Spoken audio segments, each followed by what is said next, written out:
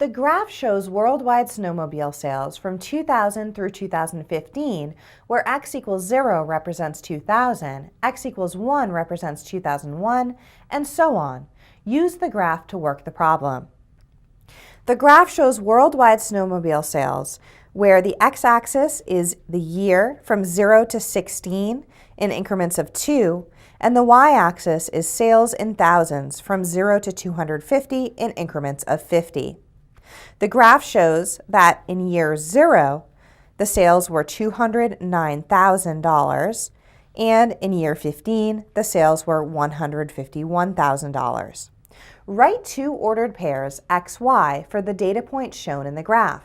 Use the ordered pairs to find the slope of the line to the nearest tenth. The graph shows 2 points, and we can write ordered pairs for both of those points. We see that when x equals 0, y equals 209. So our first point is 0, 209. We also see that when x equals 15, y equals 151. So we have the point 15, 151. Now we can use these points to find the slope of the line.